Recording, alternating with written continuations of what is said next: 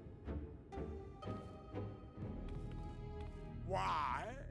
You ask me why? Because criminals must be punished. And this man is guilty of fraud. He came to us, claiming to be a man of business. Yet his subsequent conduct has shown him to be anything but. Europe is a city built on love for one's fellow man. Those who have naught to give and live only to take are a blight upon our society!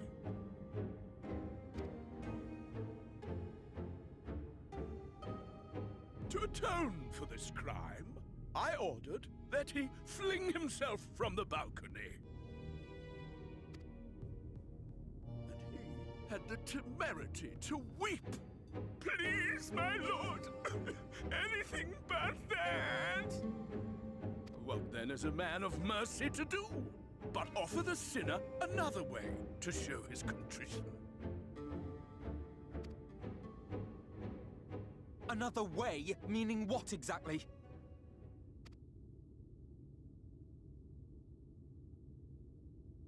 Sin eaters are part of Yulmore's society, but they must be fed with ether.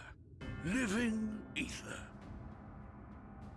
So, I demanded an offering of flesh, carved by his own hand, from his own hide. And still, he could not do as I asked. A wholly unsatisfactory performance.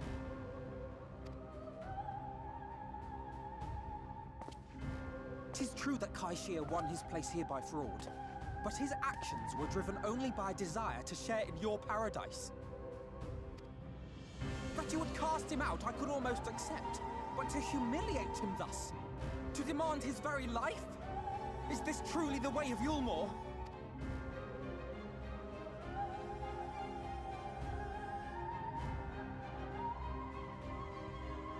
Oh, you dim, deluding child. Have you ever paused to consider what it takes to maintain such a paradise in this barren, broken world of ours? The guarantee of safety and stability. The knowledge that if one only abides by the rules, one has naught to fear. I alone can offer these things, for I alone can command the Sin Eaters. And thus am I alone the voice of justice, and any who oppose me, villains to be punished.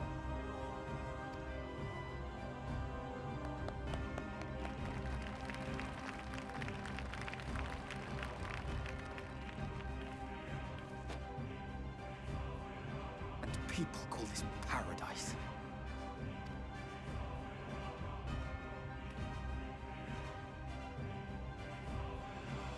You were granted a place in my city for a particular skill. What was it? Painting. Oh, an artiste! Then you shall paint a picture for me. Of Yulmore. If I find your art pleasing, then I may excuse this display of insolence.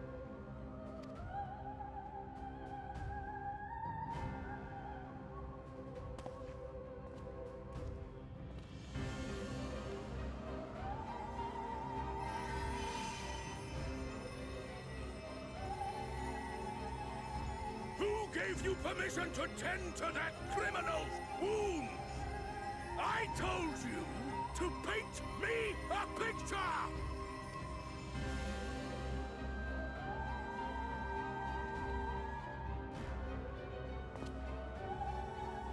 What you need is a mirror, not a painting. It will capture the horror I see before me far better than I ever could.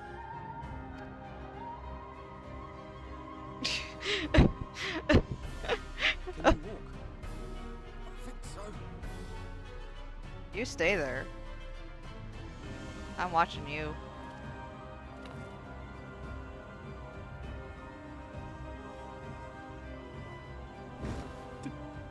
little worm just inside me. It took that long to process.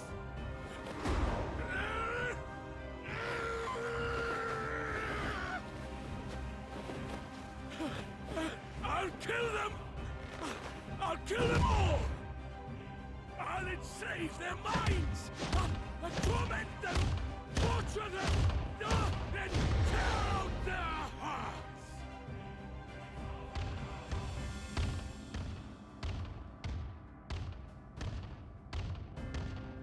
Oh. That... I think it is.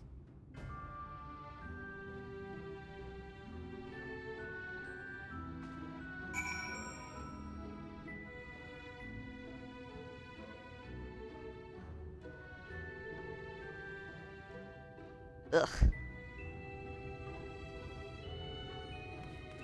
Cheer? Thank you again. Alphano?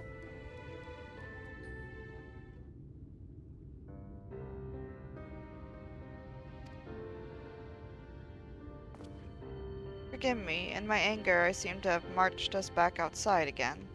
Though it is probably best we leave the island altogether. I believe we've worn out our welcome in Yulmore. In any case, I've seen enough of the world's self-proclaimed capital city to convince me that our battle against the Sin Eaters will find few allies in Calucia. I will accompany you back to the Crystarium. We need to regroup and think on our strategy anew.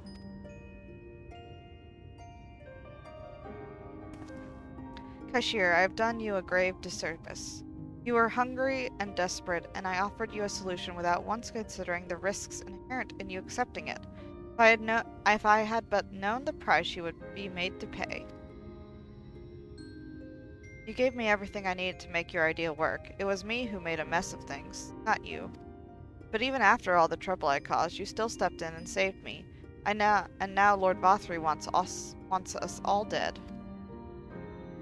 Why not come back with us to the Crystarium? I am certain we can find work for you there, if you are willing. No, that would just be me leaning on your kindness again. I need to do some thinking, learn how to stand on my own 2 feet.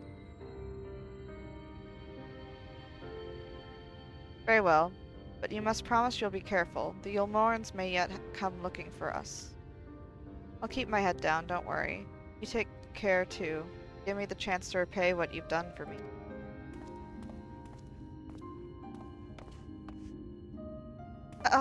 Alphino! Lord and Lady Chai. What in the blazes did you do? They have the entire city looking for you. I took a peek at your unfinished portrait, Alphino. Now, I've had many a beautiful and striking picture painted for me, but there was something about your work. It was as if you had caught the very essence of our love and rendered it naked upon the canvas. It was bold, unflinching, and I adored it. Please, you must come back with us and finish what you began. I will speak with Lord Vothri and vouch for your character. I'm sure we can smooth over any hard feelings. I am sorry, Lady Chai. There are more important matters to which I must attend. More important? What could be more important than enjoying the days we have left to us to the fullest?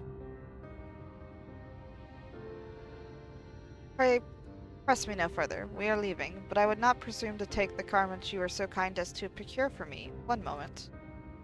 Gasp! I wouldn't hear of it. Keep the clothes, you silly boy. I insist. And I shall make arrangements so that you can pass through the gate without causing a stir. I expect you to come and visit. I will return, I promise you that. The outrage I witnessed must not go unanswered. The next time we meet, I shall be better prepared to confront the corruption which hides behind the glittering facade.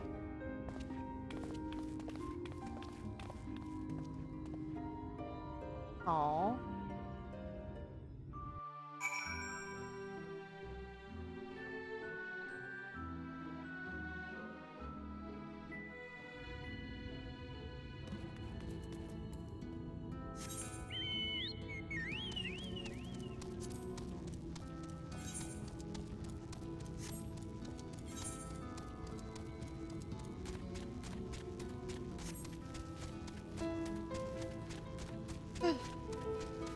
That was an adventure for sure.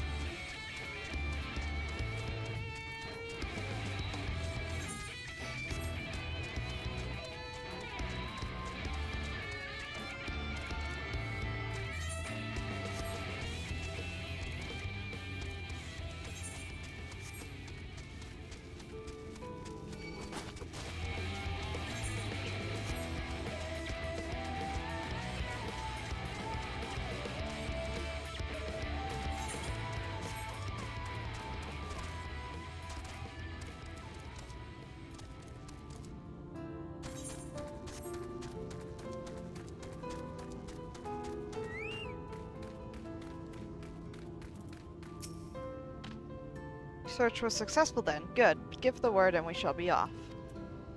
Alphino? Thank you, my friend, for staying at my side through this whole sordid endeavor. Whilst not quite the joyous outcome I had hoped for, our efforts have nevertheless answered a great many questions. Suffice it to say, our plans for saving the First are unlikely to involve the aid of Lord Vothry and his subjects. Come, we must speak with the Exarch and chart a new course. This is far from over.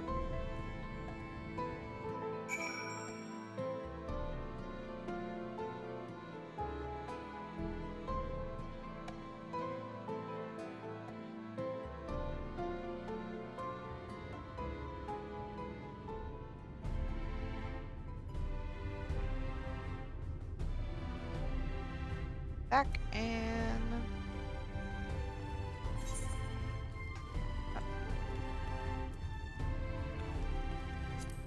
Speak with Alphino at the Ocular.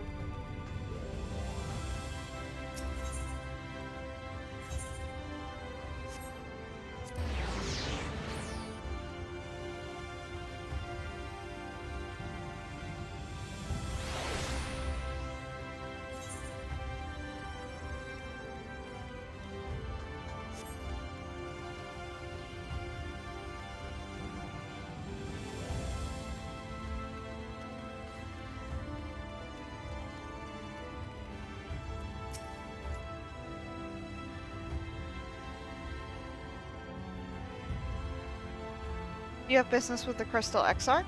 Just say the word and I would be happy to escort you to the Ocular.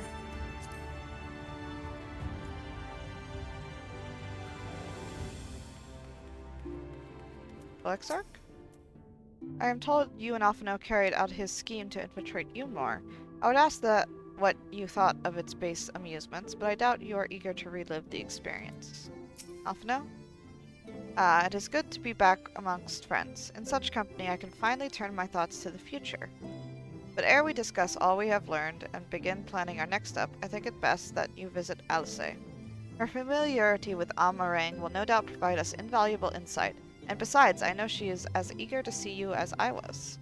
Bring a smile to her face, Somimi. Okay. Off we go to Amarang then.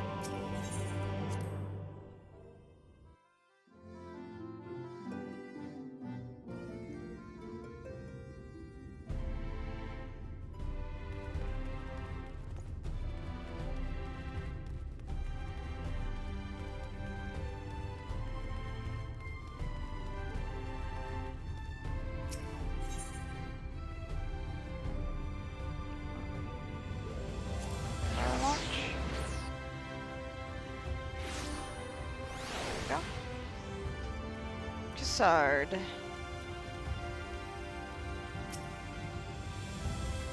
You've come looking for work? I might have a spot for another guard.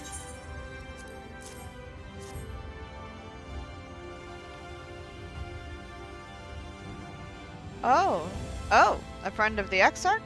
Hoping to meet someone in Amarang, are you? Then I shall be your guide.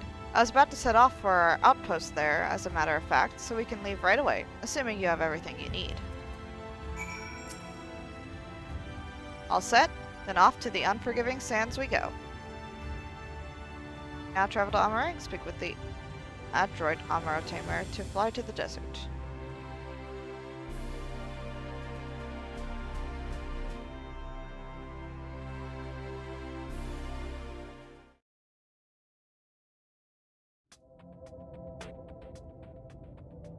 Arang. From this parched earth, the nation of Nabath, Arang, once rose. When I journeyed here, long ago, I spoke with a sun-weathered elder. He told me Amarang meant majestic land in the language of his people.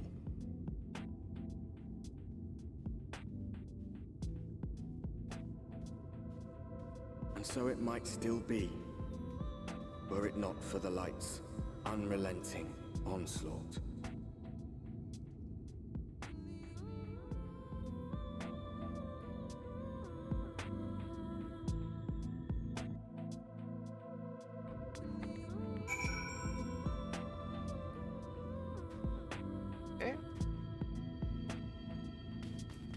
Sorry?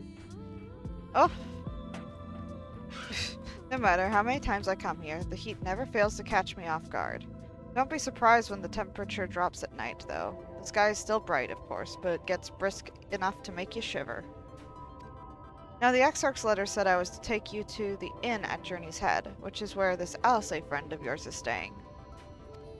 That's a fair old distance, so I propose we make a stop in Mordsuk to break up the trek, allowing me to attend to some business and you to enjoy the local hospitality. Sound good? Good. Alright, you lot. I'm off, and I better not see the goods covered in sand when I get back. Right, we head southwest, straight as an arrow.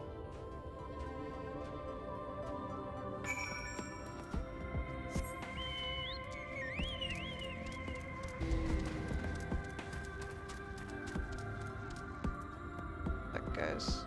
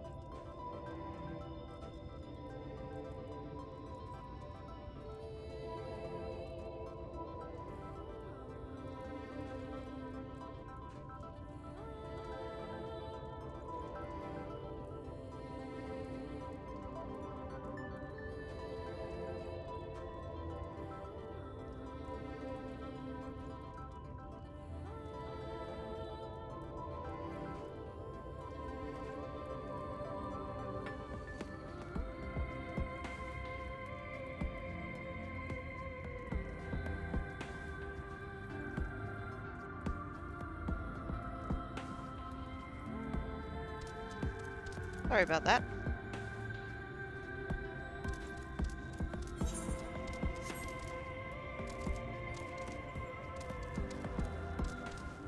Music is very sleepy. Why is all the music sleepy?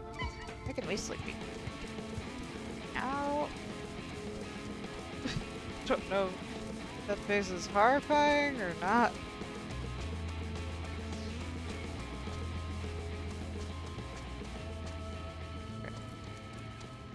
Start. Stop here a moment. This is your first visit to Amarang, is it not? Before you cross the River of Sand, you need to turn around and feast your eyes on that. Why?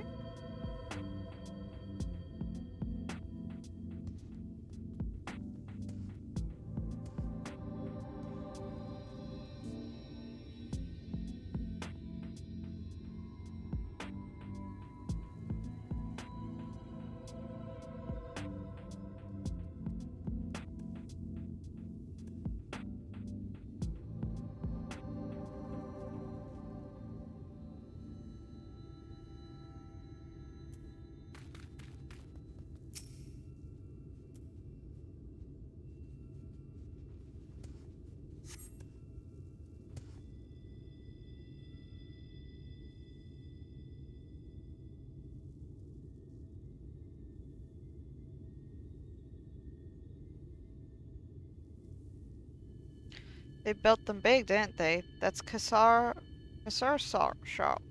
Ugh. A fortress meant to protect the northern reaches of Nabatha-Rang. Seeing what was left behind, I believe it when they say that it was once one of Norvrandt's mightiest nations. At least until the flood came along. Great chunks of Nabatha-Rang's lands were lost to the light, its great city included. The few who survived didn't see much point in staying, most of them anyway. No, not many choose to come here these days, not with everything in ruins.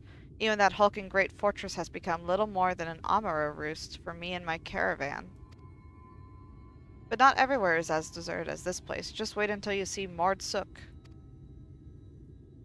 Let's press on, shall we?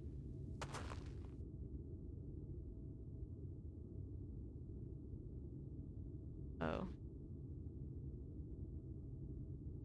Didn't catch that before. The wall of crystallized light, it looks like. Ooh, wait.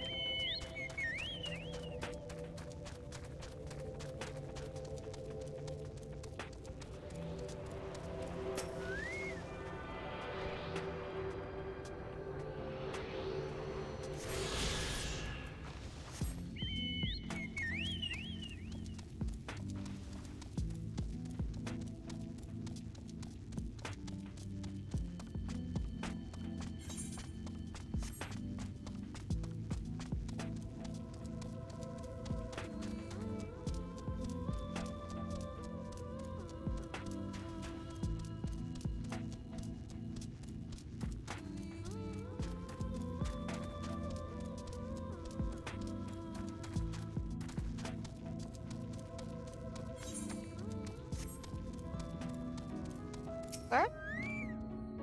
Here we are, Mortsuk, by the Blessed Shadow. I love this town. City of the Mord. Grisard stands at the entrance to Mortsuk, an eager smile on his face. Mortsuk, not just full of Mord, but Humes and all manner of others too. It has long been a refuge for folk displaced by the flood, so the population is nothing if not diverse. Oh, have you met a Mord before? They might look like shifty little blighters, but a more welcoming lot you could never wish to meet. Speaking of which, we should pay our respect to Master Gengen. Gengen? I'll go ahead and let him know we've arrived.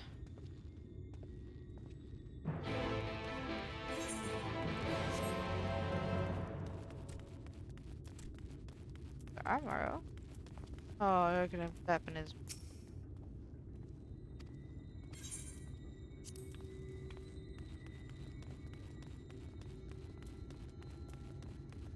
Get that aetherite. Bunch here.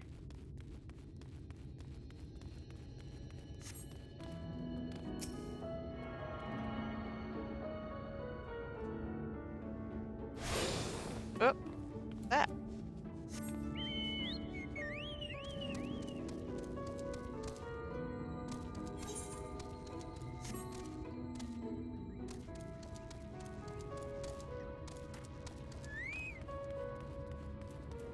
Yes, sir? Go on, introduce yourself to Master Gengen. Gengen?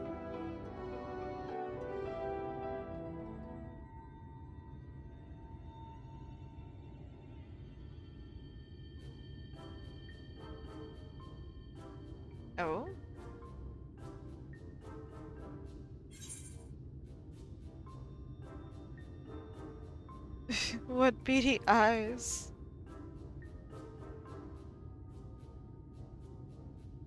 Yeah, what beady eyes.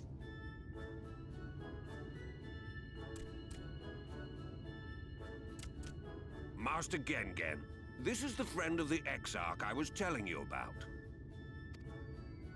Very good, very good. Though friend or no, all are welcome in Mord's. Oh? Souk is Mordish for city. As things stand, this souk boasts the largest and busiest marketplace in all Armorang. Oh. You'll find ore from the mines here, of course, but all manner of other things too. Many of them rare. Huh? As I told you before, not many visit Armorang by choice, but Mord Souk's a different story. Merchants come from miles around to purchase the relics the Mord dig up. I look up who voiced this guy. Okay.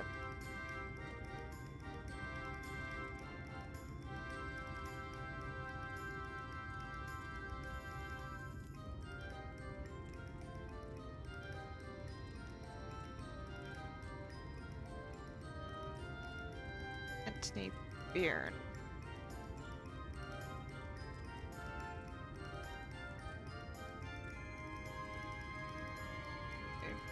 A name. There he is.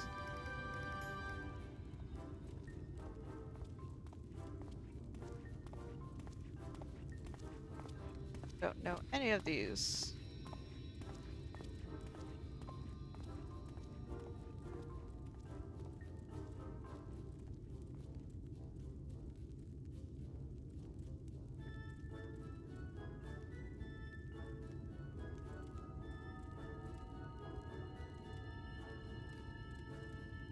I don't know. Okay. Aye, that they do. For Mord do not dismiss the spoils of the earth. We clean them and polish them and reveal to the world their true value.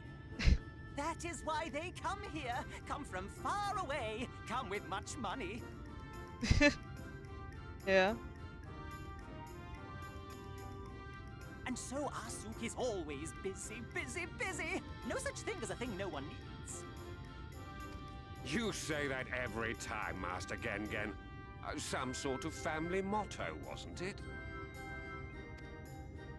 Or perhaps a Mord philosophy, for which we should all be very grateful. Would that everyone was so willing to take in refugees regardless of race or creed. Now then, if you intend to spend any time here, you'll want to gain the trust of the locals. And there's a little custom all newcomers are expected to observe. The cracking of the coin purse.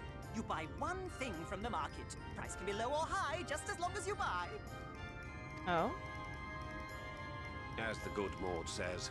In fact, the Exarch sent a little something to cover this very expense. A Verbert gold piece, no less. The first I've held in years. What?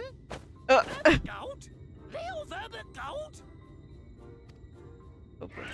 Oh my. Here, newcomer, crack your coin purse with me. Oh. Oh no, you want my goods, newcomer. I have jars and pots all smooth and shiny. Over here! Come and look! You buy? Oh boy. Enough of that! Calm, I say! This one must still journey through the barrens. Nothing bulky, nothing heavy, no pots! No pots! None of the Nothing pots! better for the road than a full belly. Spend that piece at Ronron's place, yes? Eat for 3 before you leave. 3? Oh. I am a hobbit, basically.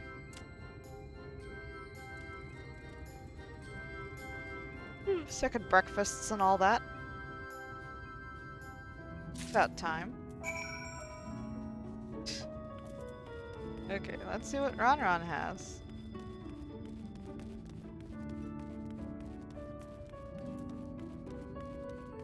Ronron? Welcome to Ronron's, traveler. I have wares to empty your purse and fill your belly. Take your time, stare and sniff before you choose, but no drooling on the merchandise, yes? Browse around wares.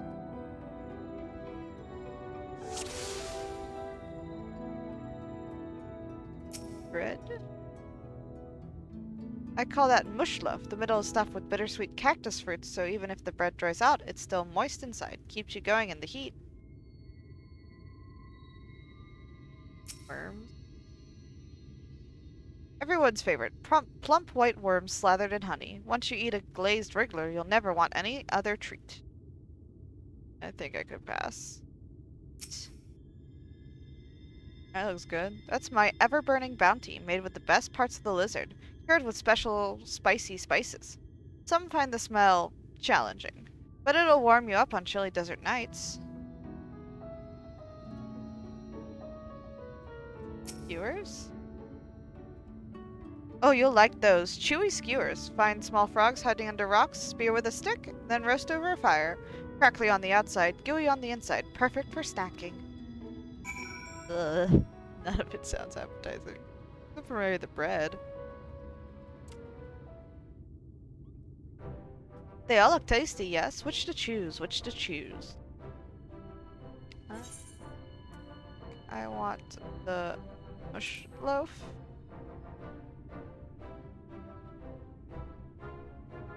Ah, very wise. You won't wither on the sands with a gut full of cactus fruit filling. You have the gold. And done! One verbitite honor buys you 40 loaves of bread. That is a lot of bread.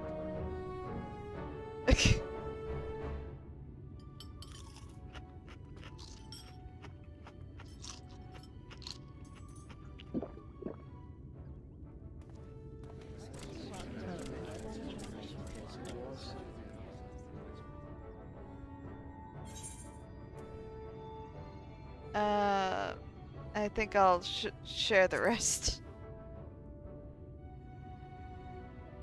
Our visitor invites us to feast. Let us give thanks for her great generosity and small appetite. Consider your coin purse cracked. I am pleased to accept your custom, and Gengen will be pleased that you honored ours.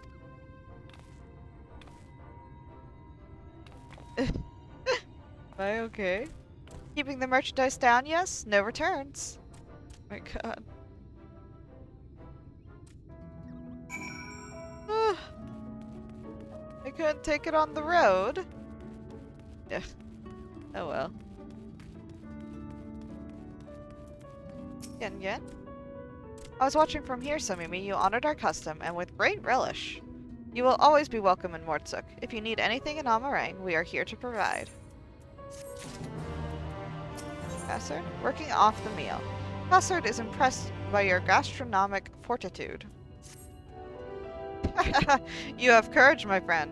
Ronron's wares are more exotic than harmful, but I don't envy you the bellyache you'll have on the morrow. Right. Now that you've eaten, I expect you're eager to get back on the road. Would you mind if we delayed our departure a touch? I have a few deals left to close before I can conclude my business here in Mortsuk. Oh, offering your services, are you? Aye, well, an assistant would certainly help hurry things along. I have a receipt here for some goods that need picking up from the market. All properly paid for. You just need to do the lifting and carrying. I'll go and take care of some last-minute haggling then. See you in a bit. Okay.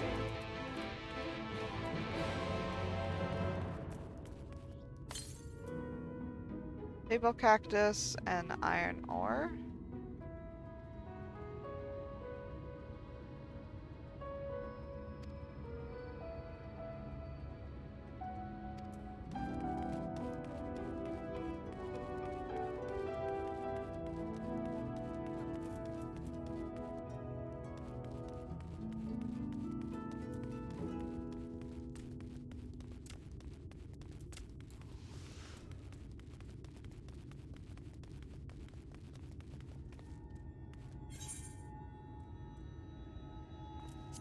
Not very helpful. Ah. Bothol. Yes. Iron ore from Thulthol.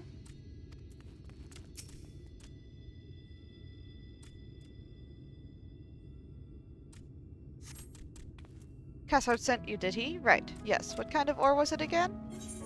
Iron ore? Iron ore, of course. That would explain this box I have here. It's all yours. Okay. Yeah, iron ore.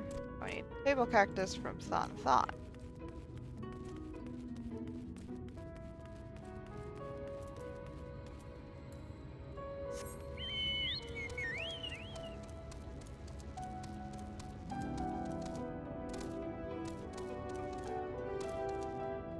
Thon Thon?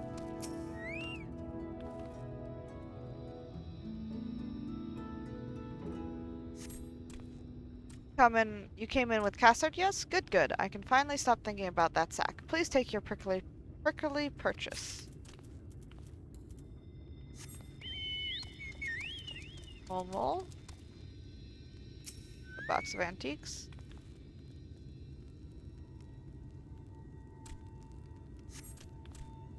Hey, no touching. That merchandise is spoken for. You can't possibly change my mind with a better offer. What? Cassard sent you? What? Why didn't you say so? I wouldn't dream of selling his goods to a higher bidder. Oh no.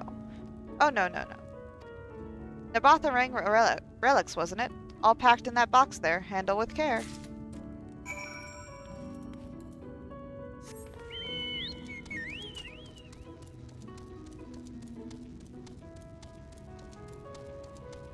Okay. Boop.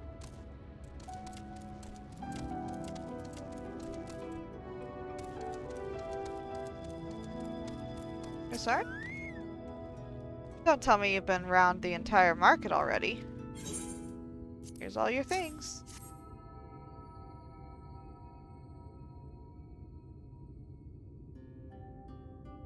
Aye, that's the lot, all right. Good work. And quick work too, considering you've not set foot in the place before.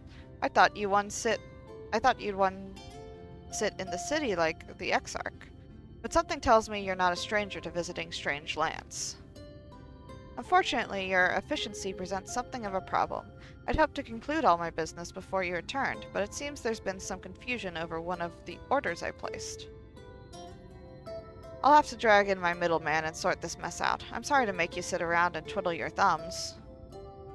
Cassard, it feels like an age since I last saw you.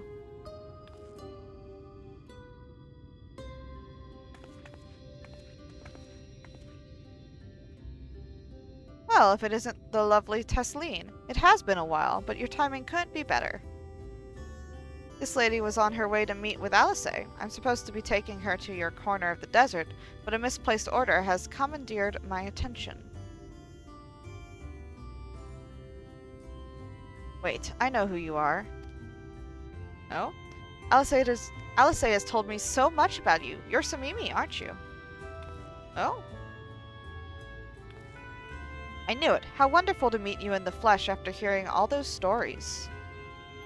I'm Tesleen. I work as a carer at the inn, and I've gotten to know Alice quite well since she took up guard duties there. Do you want me to take over as Somimi's guide, Cassard? My shopping's all done and packed for the road, so it would be no trouble. That would be a great help. Thank you. Well, it looks like you'll be able to head straight out after all. My caravan and I will be in the area for a while yet. Seek me out when you've had your fill of Amarang, and I'll send you back to the Crystarium. Okay.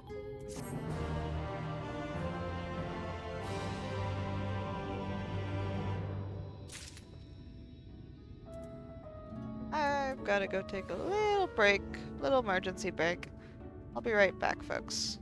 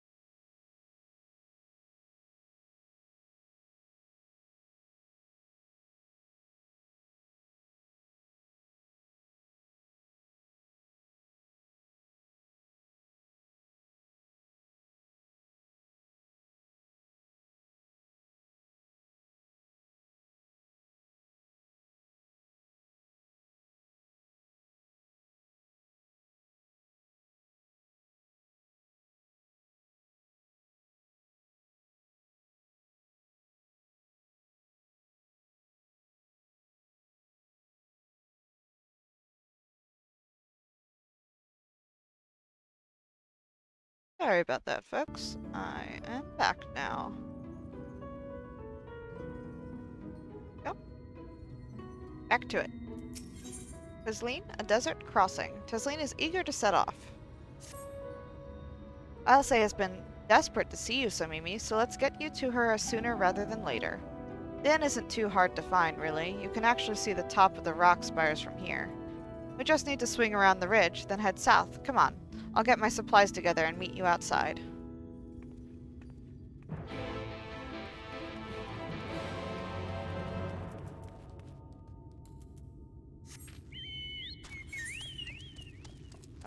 Right here. Isley? All set? Oh, I should probably mention the wildlife. While most of them will leave you be if you keep your distance, the local coyotes have learned to prey on folk heading home from the markets. I can usually swing a sword well enough to fend them off, but I may have loaded myself down with too many bargains today.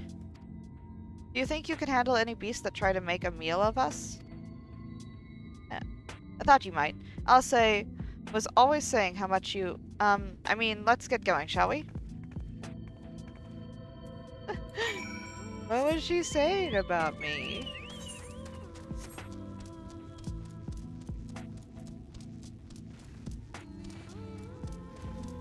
Wow, look at that.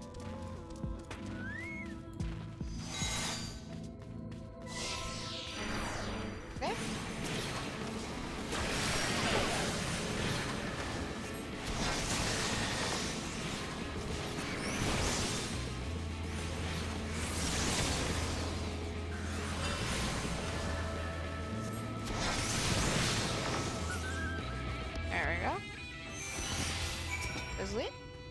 Sorry, there wasn't much time to shout a warning. Were you bitten? Those things can be nasty.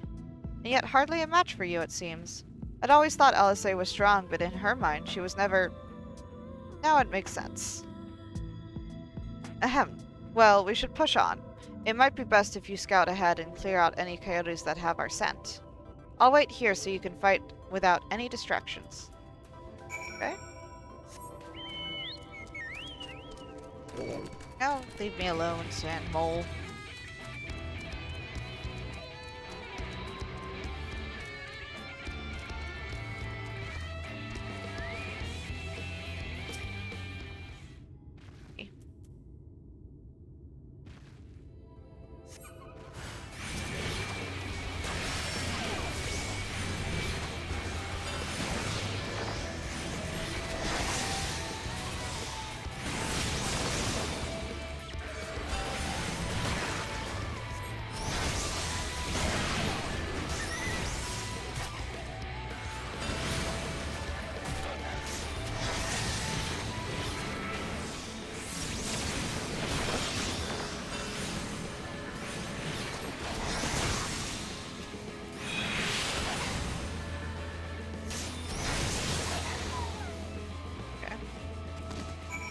Got it?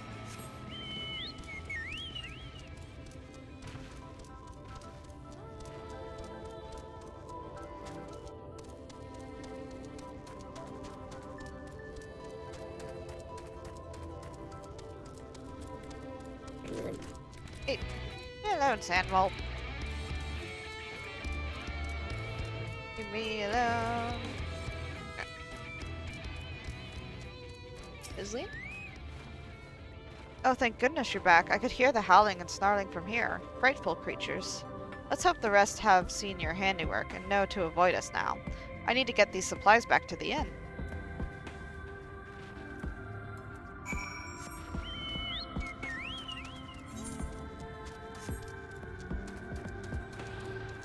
Okay. Ah!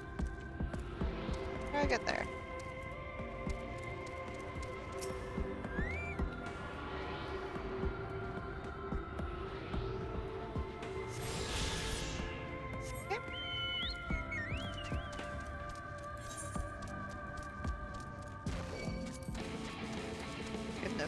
Sand moles.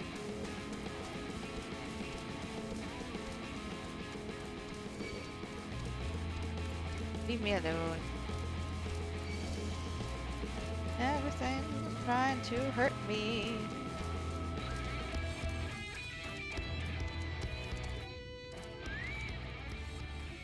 Leslie? This is it. Thanks to you, I didn't have to drop my shopping even once. Come to think of it, I'm glad I didn't make the trip alone. Seems you ended up escorting me. I'll have to repay the favor somehow. But first, let's head inside, shall we? No?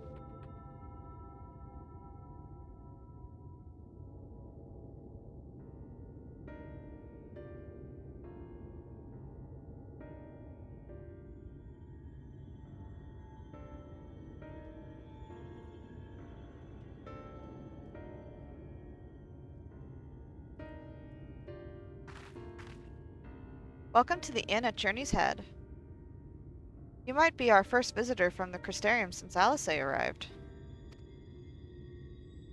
Not much, but it's home for the afflicted and a handful of carers.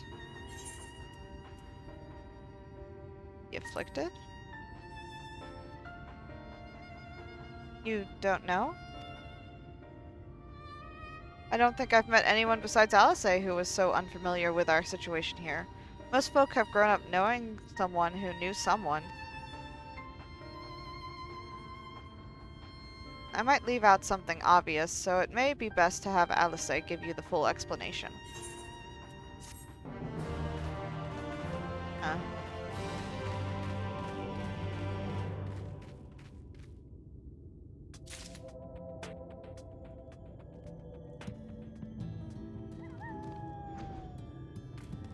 Tesleen? Following in her footprints, Tesleen casts her gaze around the inn, hoping to spot Alice. Now, where is she?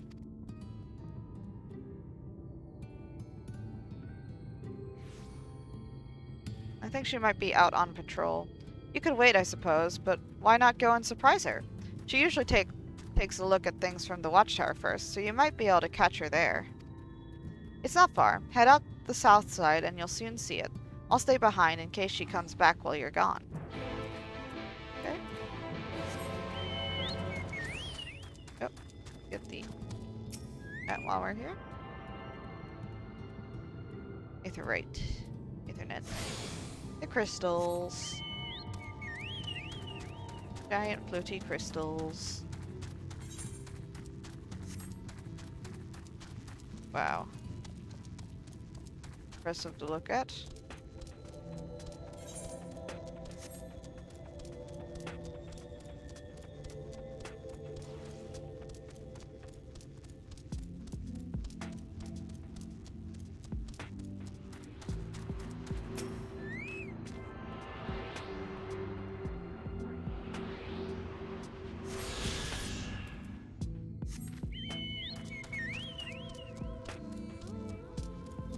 Okay.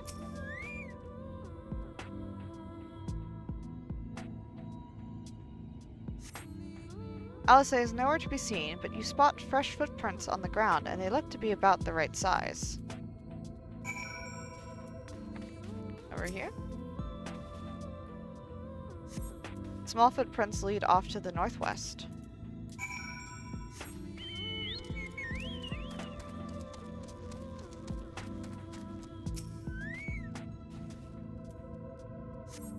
Footprints continue on to the northwest.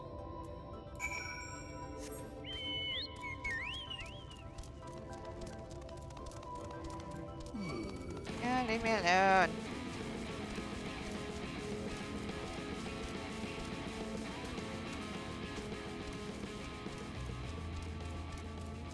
All footprints? The footprints curve around to the west.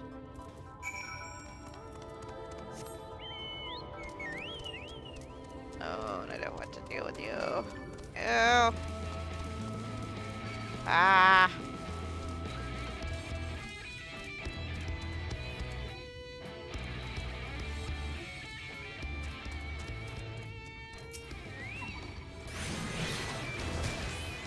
Ugh. Get away from one.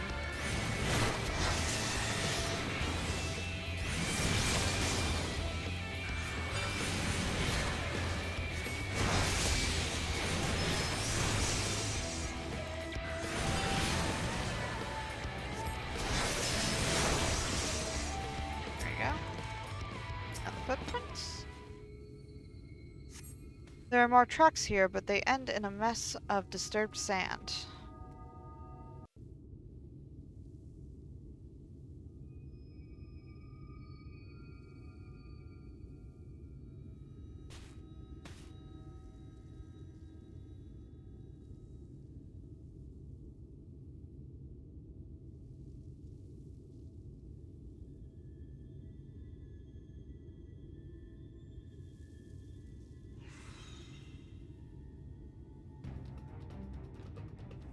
Get back here!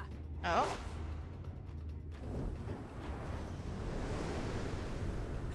Is that... It can't be.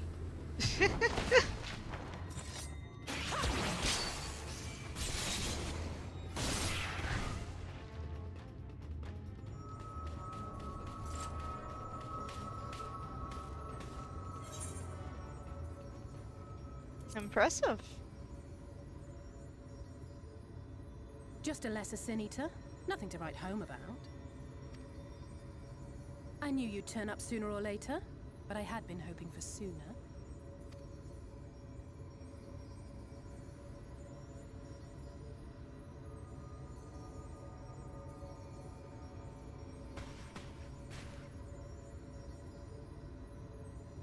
Look at you! How are you? Oh, how are you? I'm doing well enough.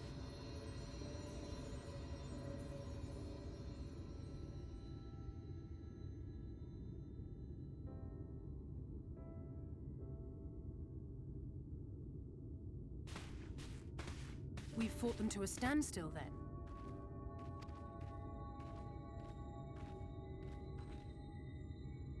The Exarch did say that the Empire seemed to have drawn back when he last looked in on the source. But without knowing for sure how fast time was passing there, I couldn't help worrying that a lot might have happened since then. I'm heartily relieved to hear that it hasn't, just as Alphino must have been. As you can imagine, both he and Urianger were desperate to hear the news from home when I arrived. I haven't actually seen Thancred and Y'shtola yet, but they will have heard all the latest developments from the Exarch by now, or should have at least.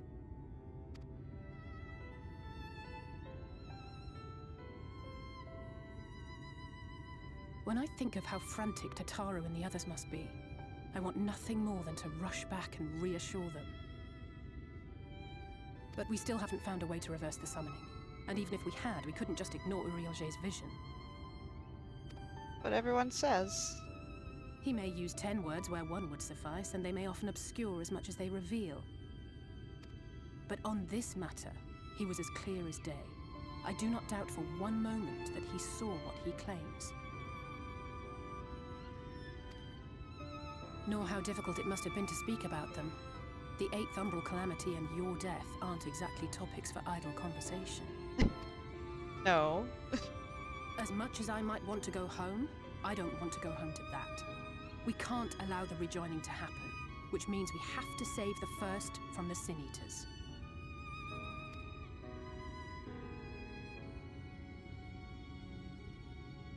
That great wall of white is a remnant of the Flood. No? 100 years ago, the balance in the first tipped decisively in favor of light. From that moment, it rose and swelled with each passing day, and then, without warning, it burst forth like water from a broken dam. Apparently looks like a colossal wave of pure light, drowning everything in its wake. Only Norvrandt was spared. Yeah, like a physical wave. Crazy. For the most part, living things are composed of ether of various different aspects. But when exposed to such a flood, their etheric harmony is shattered, and their natural form breaks down.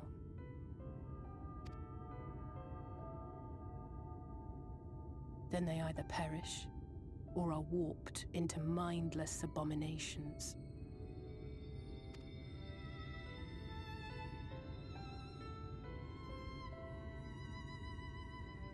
Yes, that's how the Sin Eaters came to be. They were once living creatures, or people, that were caught in the path of the Flood. Oh. Once the change is wrought, there is no going back. In that instant, they are gripped by an insatiable appetite for ether, and will happily gorge themselves on any living thing within reach. Oh? But even that is not the worst of it. The stronger sin eaters can plant light in us, like seeds in soil, corrupting our ether and triggering the birth of new monstrosities. Ugh. They are creatures of base instinct that exist only to feed and to multiply. They feel no pity, know no remorse, and are utterly deaf to reason, which is why they must be destroyed. Every last one of them.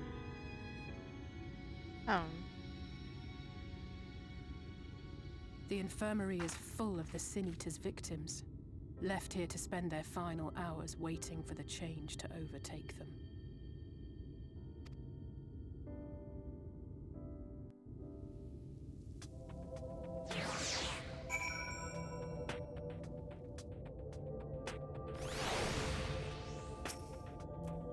Just a matter of time, more for some, less for others. Those patients will all become monsters in the end. And to add insult to injury, the afflicted are feared, shunned, cast out of society, and exiled here to the edge of the world. The only good thing I have to say about this hellish place is that it has served me well as a training ground. Tesleen and the others have also been kind enough to share their knowledge of the Sin Eaters, which is knowledge I can now share with you, while you help me finish my patrol, of course. Okay. Calling their ranks, Alice would have you help her finish her patrol. Here's what we'll do. I'll take the east side of the inn, and you clear the west. That way, you can have an undiluted experience with the resident terrors. These marks on your map are where the usual trouble spots are. You can assume that any beast with a white hide or carapace is a Sin Eater, but you'll know for sure soon enough when they come slathering after your ether. Remember, it's kill or be killed with these monsters. Once you've slain whatever's prowling around out there, we can rendezvous back at the north entrance. Good hunting. Get these gloves.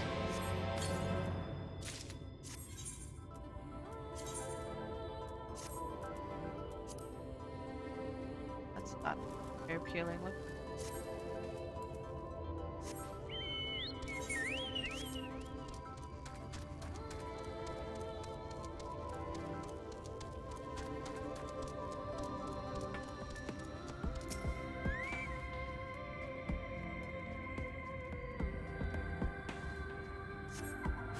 Yep.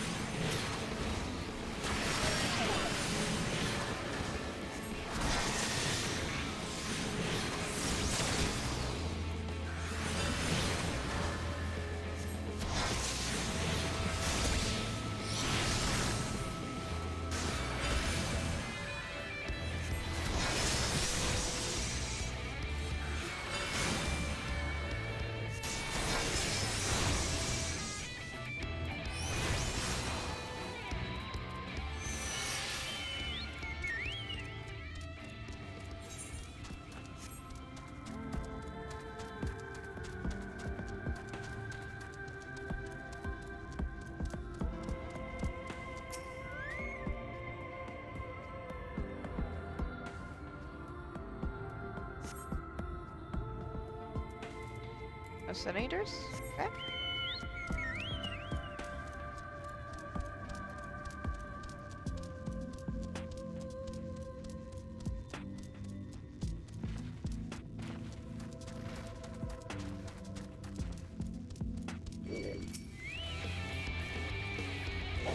Yeah. Okay. Seriously?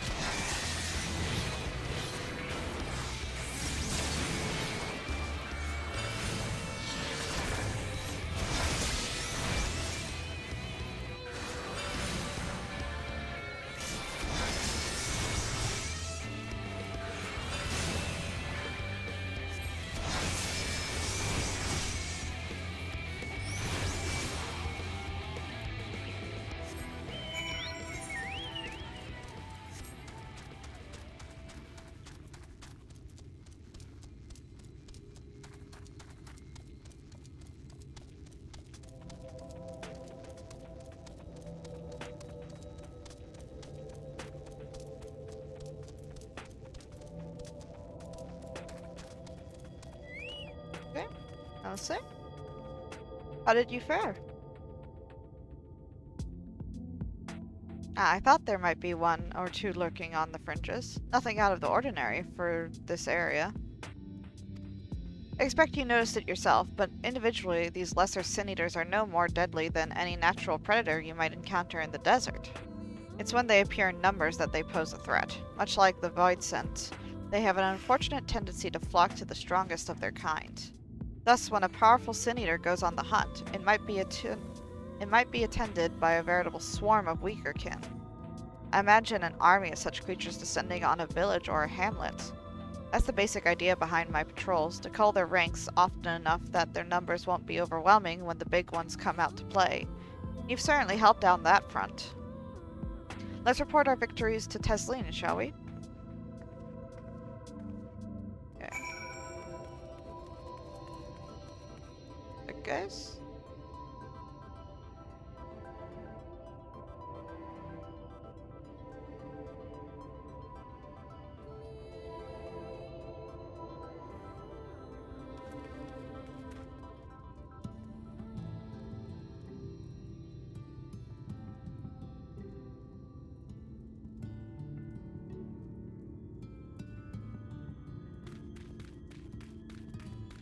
Oh, I almost forgot to get the Amaro upkeep. We have Amaro for hire if you're interested.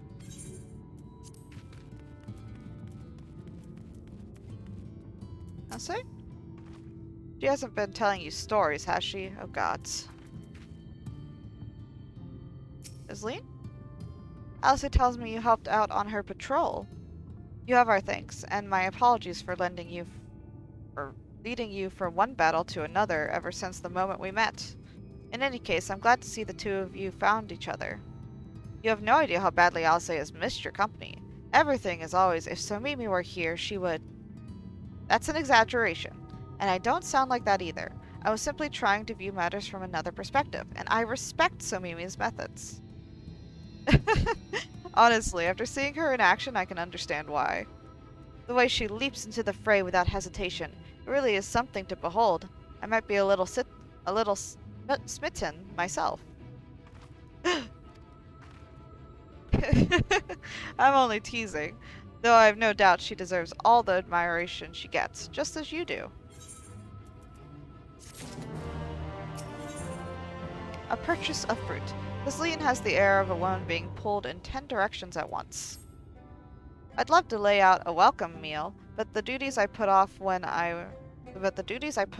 went to the market are still waiting for me. Ugh, there are 101 things that need doing. I'm sorry, but would you mind waiting here with Alice? What? And twiddle our thumbs while you work yourself to death?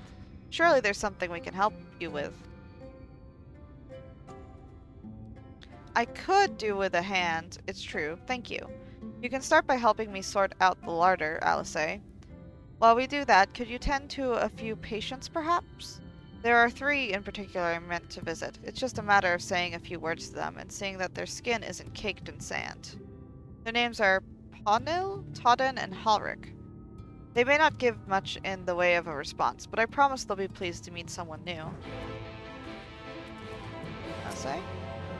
I would speak more on the subject of sin-eaters, but let's see these tasks finished first.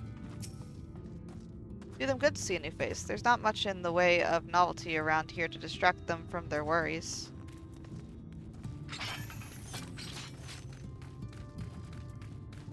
Oh no?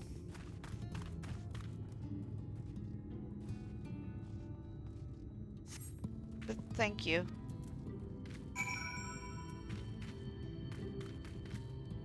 Pardon?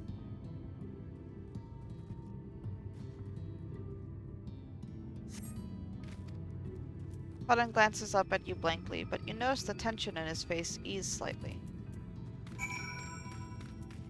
Alric?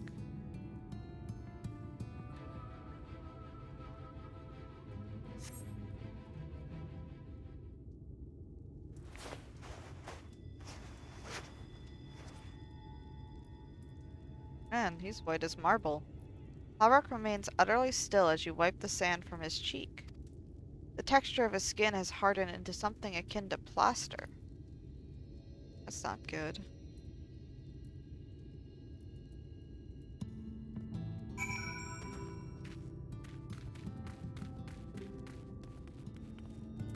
Ainsley? You've seen to the patients. How were they? Good. That's good. I knew they would enjoy meeting you. I am concerned about Halric, though. I'll have to speak with the other carers, but I think his time may be near. We shall leave you to have that discussion then. I was going to take Somimi to Mordsuk if you have any errands there that need doing. Well, I suppose there is one thing. Would you pick up a nectarine from the markets, please? Sard's caravan just passed through, so Norvrandt should have some fresh fruit. Come then, Somimi. There's something I want you to see. Right after we stop at Norvrandt's stall, of course. Just teleport over there. Mordsuk.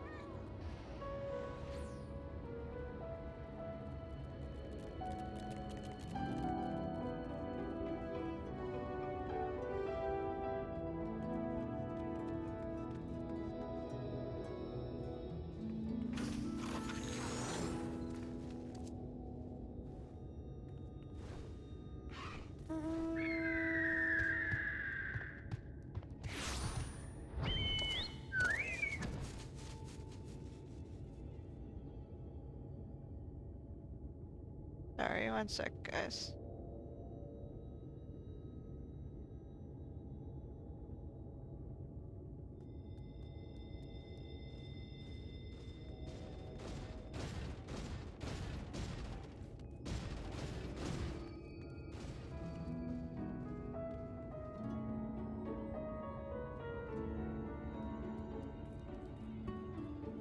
Okay. Sorry about that. Oh my god. I want it. Is a fat chocobo? Oh my god. Love it. Let's get. I don't know if it'll beat quite a lot though.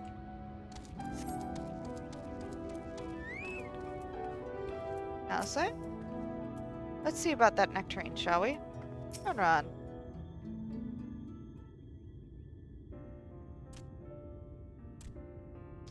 Oh ho, back again, are you? You need another taste of Ronron's wares?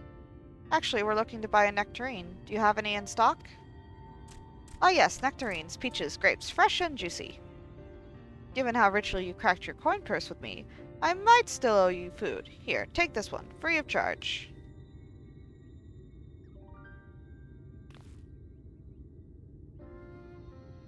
Gods, I've never seen a Mord merchant give away something for nothing before. How much coin did you spend here?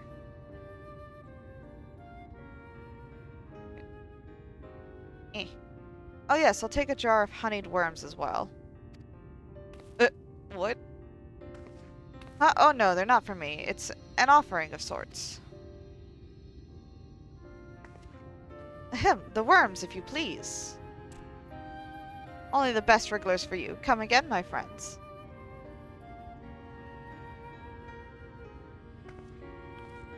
Right, that's our shopping chores taken care of. Let's head up past the Aetheryte to the main tower. The view I want to show you can only be seen from its very top.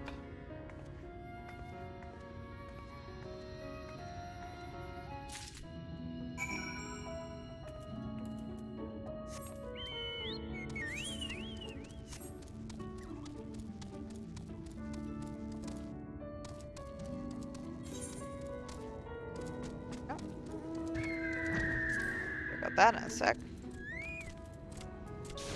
Now let's say, here are your precious worms. That buys us a trip to the top of the tower, does it not? Gasp! Glazed wrigglers, you actually brought them. I really shouldn't let you, but just this once, alright? Only once. Never fails, shall we?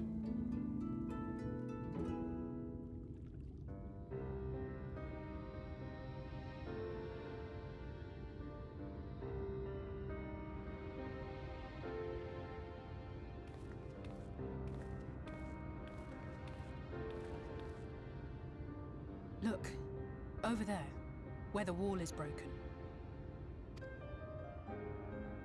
Do you see what lies beyond? That doesn't look good. That's what the land became after the light flooded in. An empty white nothingness. Life cannot exist in such conditions. The primordial light would wreak havoc on the body's etheric balance.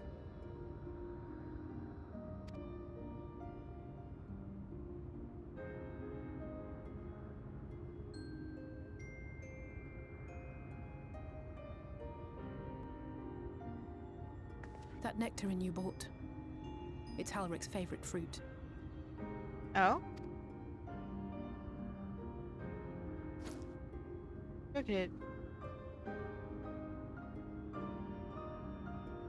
Most of the patients, Halric included, survived the attacks of powerful eaters. But their fate was sealed all the same. The monster's corruption has entered their bodies, and their very essence is being subsumed by light.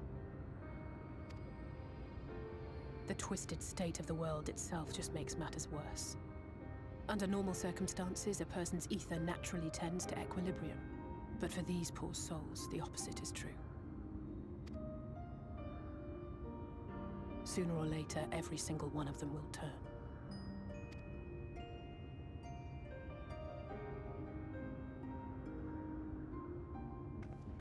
Tesleen and the patients, they all know this. They know what has to be done before the change goes too far, before the eater within takes over. The preferred method is mixing poison into their favorite food. In my time here, I've borne witness to a lot of last meals.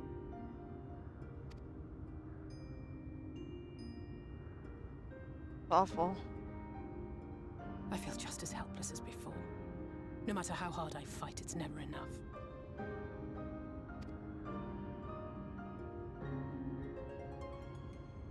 But it's a war I mean to wage, nonetheless. Speaking of wars, do you remember how I made you promise not to leave me and then promptly collapsed? Yes, I do remember. Well, let's just say I had a few choice words for the Exarch concerning the timing of his summons. I heard. But even if the fault lay with someone else, I couldn't shake the feeling that I'd abandon you on the battlefield.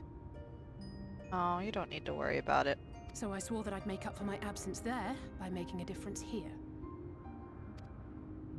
And that's what keeps me moving forward, even when things seem hopeless.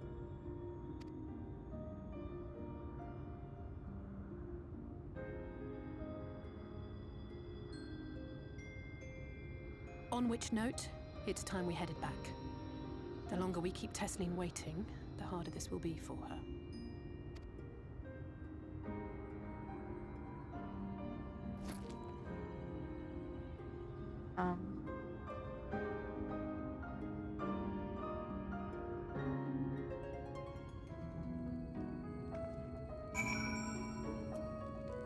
Honestly, I'm glad I was able to show you that. When it comes to understanding the catastrophe which befell the first, one glimpse of the empty wasteland beyond the wall is worth more than an hour of Urianche's lecturing. And I need you to know, beyond a doubt, that Tesleen has no other choice. The nectarine will be a kindness. It isn't just the threat posed to others. When a person becomes an eater, the pain appears to be excruciating. The Carers are truly fond of their wards, and would spare them that suffering. It is their way of fighting back against a fate worse than death.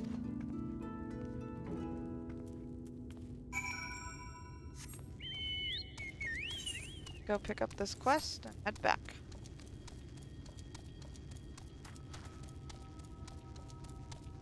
Gengen? Work to live or live to work. Gengen is fidgeting even more than usual.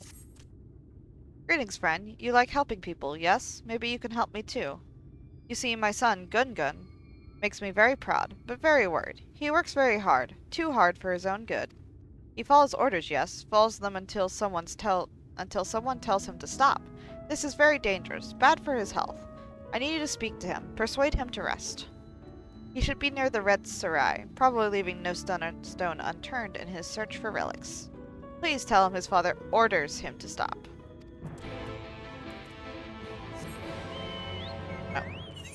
But up.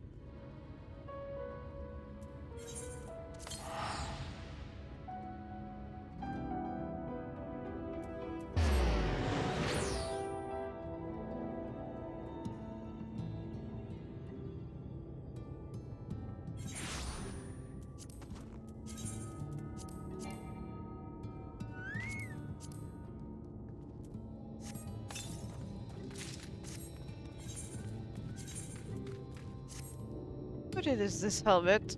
Oh my goodness. Going away.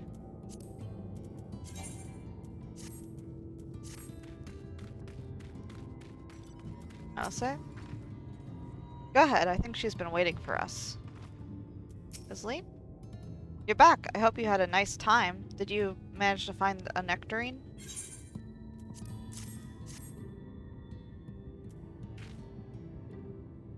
Thank you. Alice's explained why I wanted this, has she? I can see it in your eyes.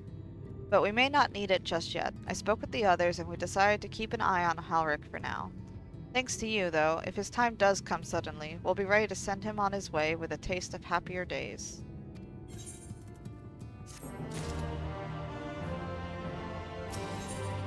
Time left to us. Tesleen makes an effort to smile brightly. Well, nothing is going to happen for a little while yet. Let's see if we can't lighten the mood. We don't want our gloomy faces worrying the patients. I think it's time for that welcome meal, don't you? Take a seat, and I'll make us a nice stew.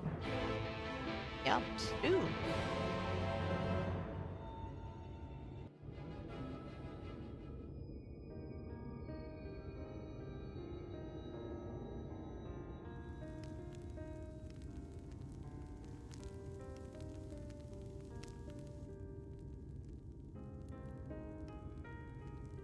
Speak up if you'd like another helping.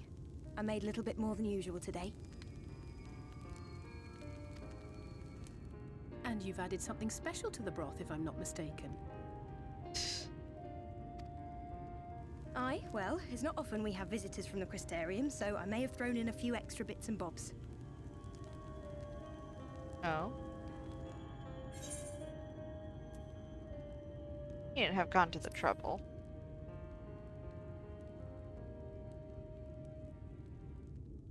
Oh, it's nothing, really.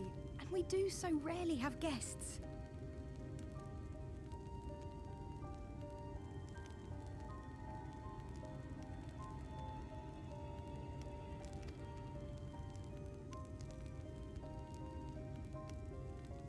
In a place like this, you learn to take what moments of happiness you can get.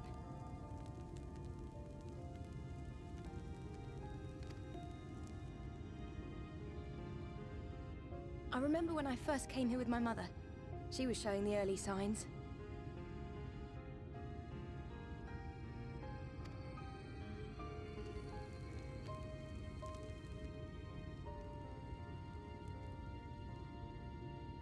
I knew there was no way to save her, but I just couldn't face what needed to be done. That's the way of it for most people. Why they travel from arms to stay here. Beaten, broken souls come to wait out the inevitable, to receive the mercy of a painless death.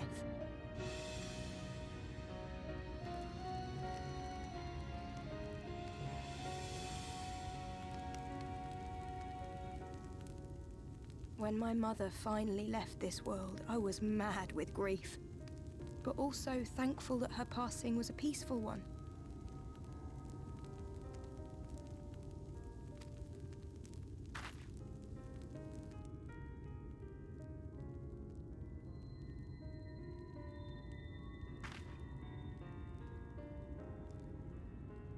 It's never easy, ending a life you've cared for, even when you believe they go on to a better place.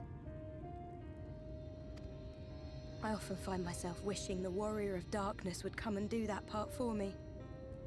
Warrior of Darkness? The Warrior of Darkness? You've never heard the tale?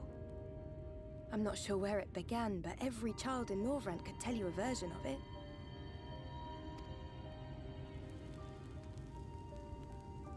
Warrior of Darkness, servant of death, take care of our souls at our dying breath.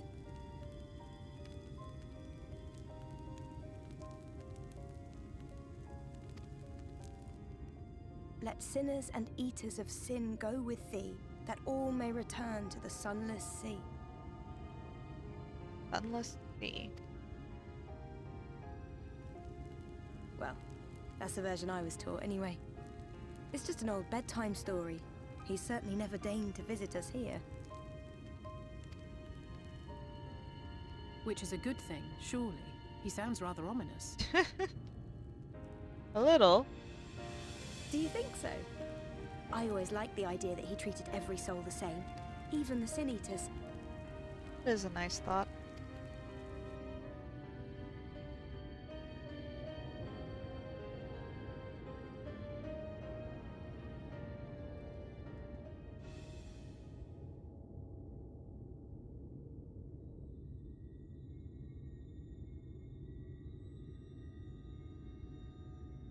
They're coming.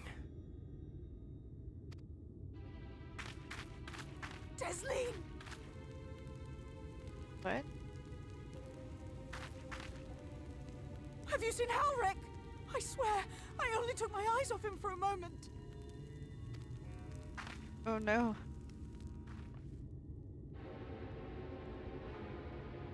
Fetch.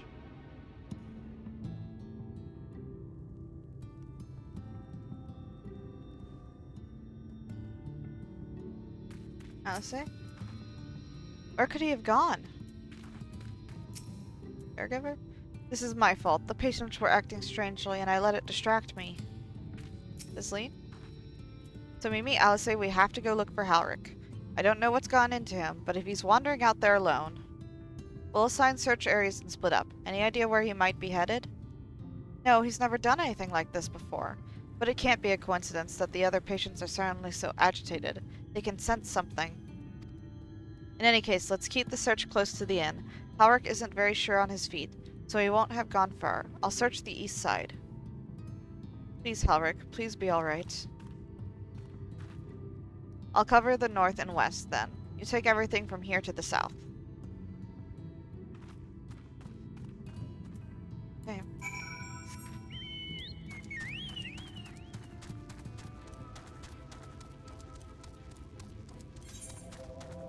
There. Leave me alone. Ugh.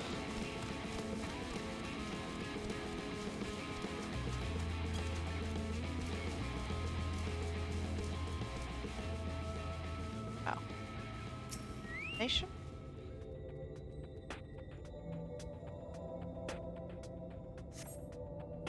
You see no sign of Halric. Maybe he went further west.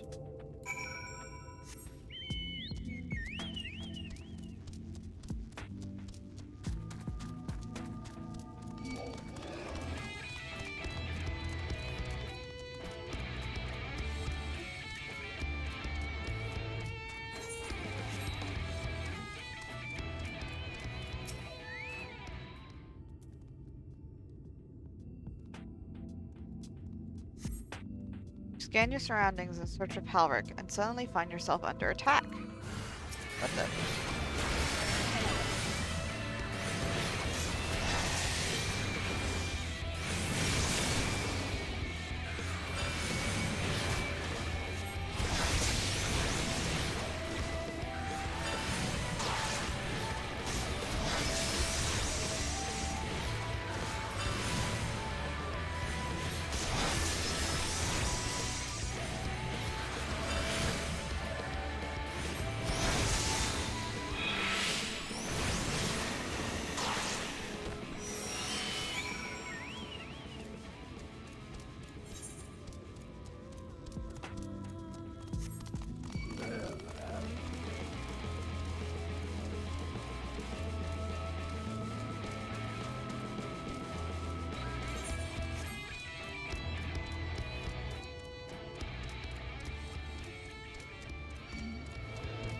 Please, leave me alone.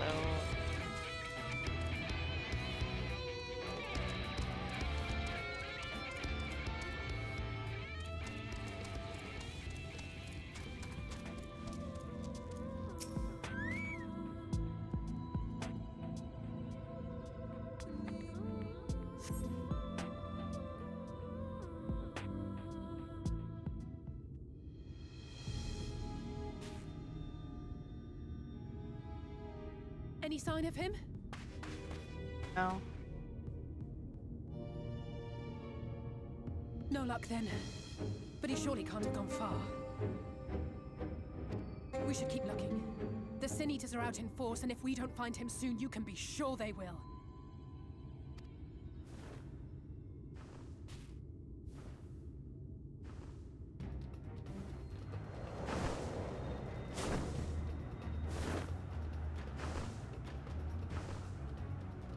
Did you see the size of that thing? It must be one of the nasty ones. Nasty one. Wherever it's going, it can only mean trouble. After it! Right?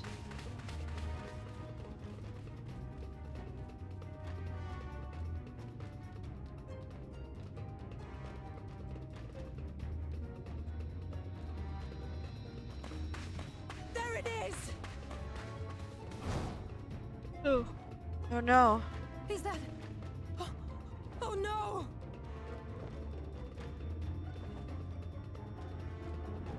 Oh. Ulrich!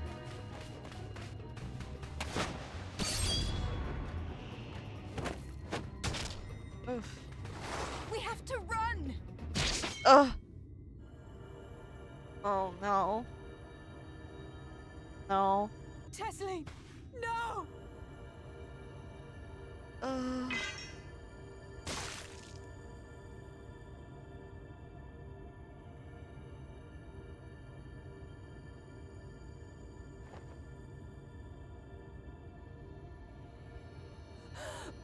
We all deserve happiness. Wherever we can find it. Oh. The time left to you is precious. No one should die in pain. Mother, I... Ugh.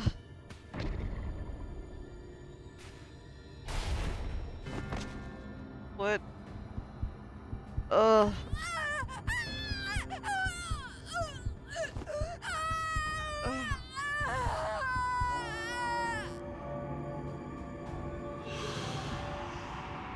Ugh.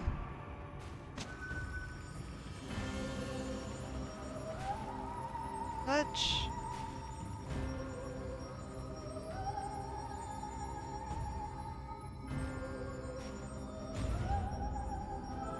Ugh.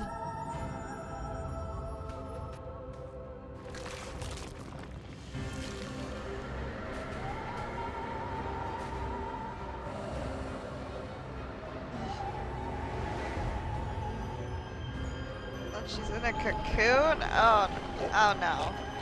No. Ugh. Why?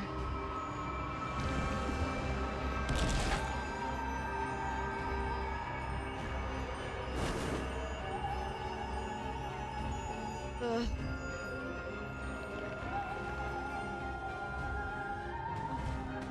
No!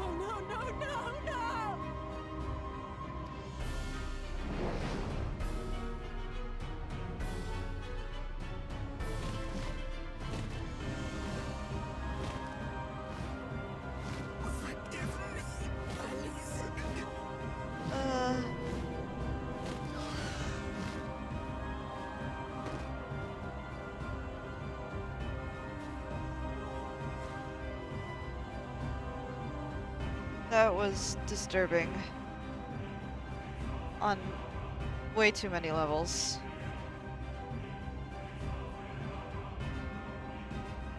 Clean. But he deserves that, indeed.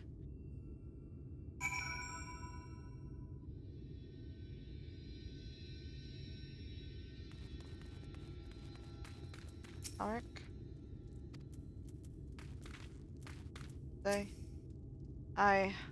I'm sorry, Somimi. I tried to tell the carers what happened, but I can't be the shoulder they lean on. Not like this.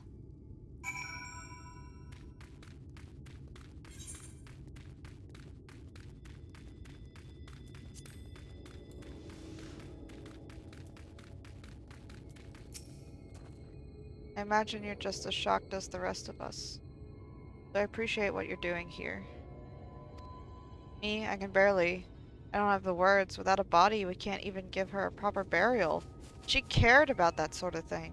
About giving people the chance to say their goodbyes.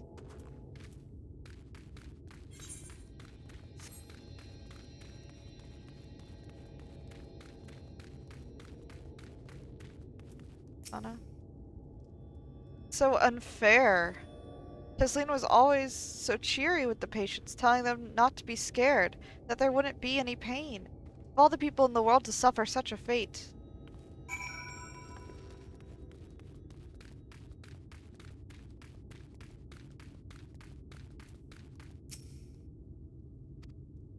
Alric is as unresponsive as ever. He stands motionless, staring up into the sky where the Sin Eaters made their escape.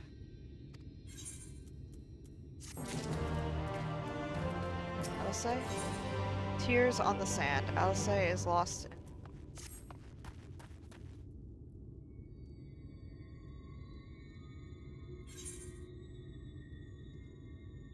Spoken with the cares. Thank you. What you're doing, it means a lot to them. To me.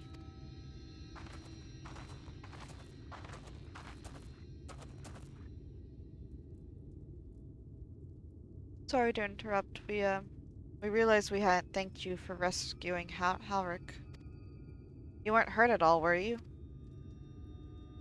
Hurt? There wasn't even a fight. I was too late, too slow. And I thought I could protect you. Can't blame yourself for things beyond your control. You brought Halric back safe and sound. No one could have done any more. I'm sorry, but I've come to a decision. I won't be continuing in my role here. I hope you will forgive me for leaving you, and that you will delay Halric's last meal for as long as you possibly can. Not until it's too late. Of course, just give him what time you can. We always do. Of course, she would have done the same. Farewell, Halric. Keep Tesleen's words close to your heart.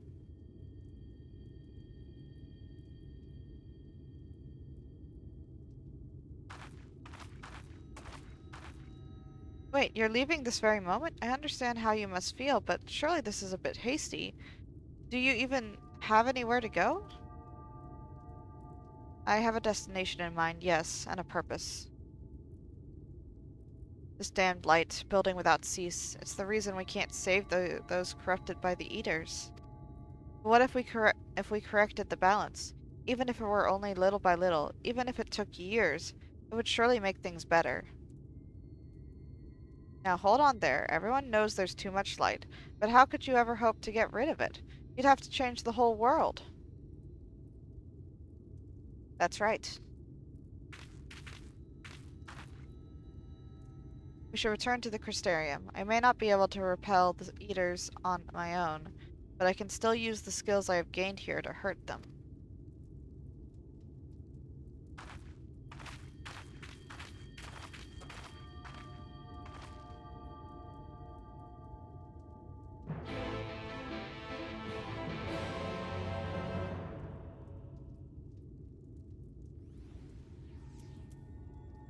It's alright.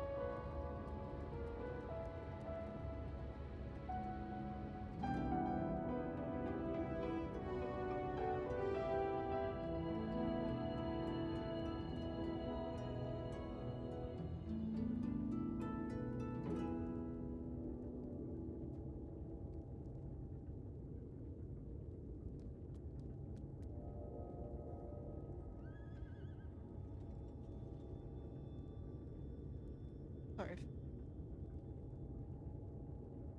Looking.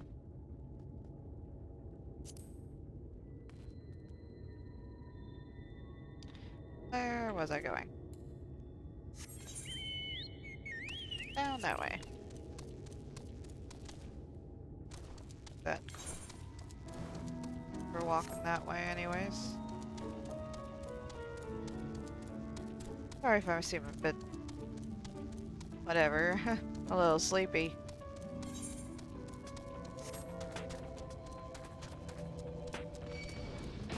No. Why must you always do this to me, monsters? I just want to run around in peace.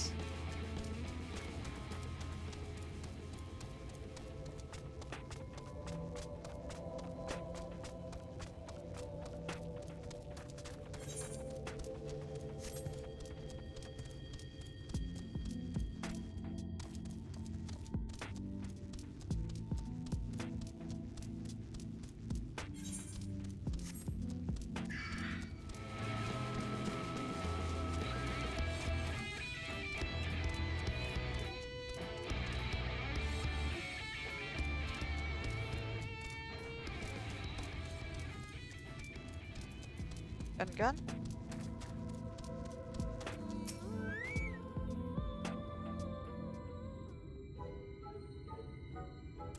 Search the nooks, search the crannies, search high, search low. Oh, sorry, I did not see you there. Are you lost? Father says I must rest. That will not do. No, no. I will stop, but not yet. I need something to show for my efforts. All this scrabbling, all this searching, and still no shinies. You came here to tell me to stop, but if I refuse, your job will not be finished, will it? That will not do either. Wait, I have an idea. If you help me find shinies, my job will be over. Your job will be over, and I can rest. Simple, yes?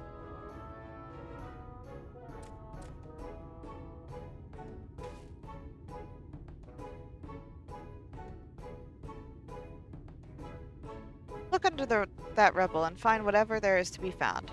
Maybe it will be valuable, maybe not.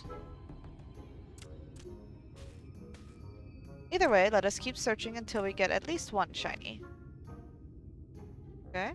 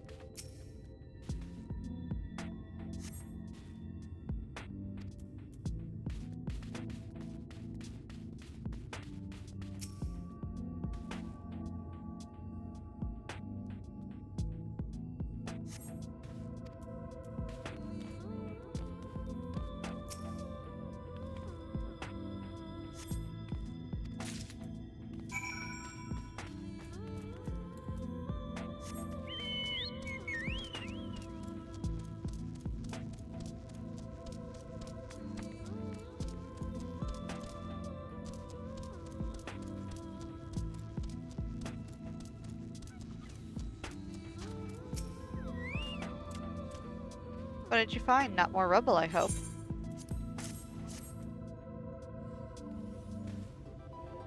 Oh, this looks very special. Such pretty patterns. I have never seen one like this before. But how much is it worth? I am an expert in finding shinies, not a historian. Perhaps we should ask someone. Once we sell it, we will divide the profits between us. We worked as a team, so half for you, half for me. Fair is fair. I leveled up. And stout first, huh?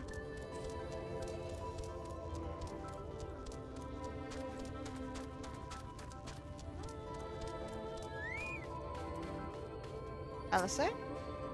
Forgive me, Somimi. I can't stay there a moment longer. But I was serious about what I said. While the men and women at the inn battle against this blight with kindness, I must fight it in my own way, with steel. Miss Alice, is there anything I can get you? Your swiftest Amaro. I need to return to the Crystarium immediately. As you wish.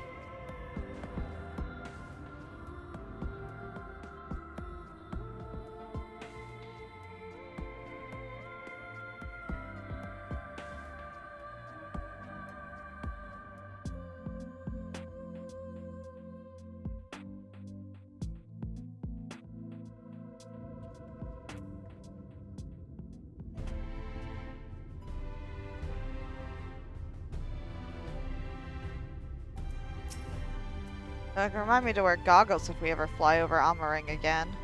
I've barely gotten the sand out of my eyes. But the wind did help to clear my head at least. I think I'm ready to meet with the Exarch. We need to talk about how we're going to wipe the Sin Eaters out, shall we?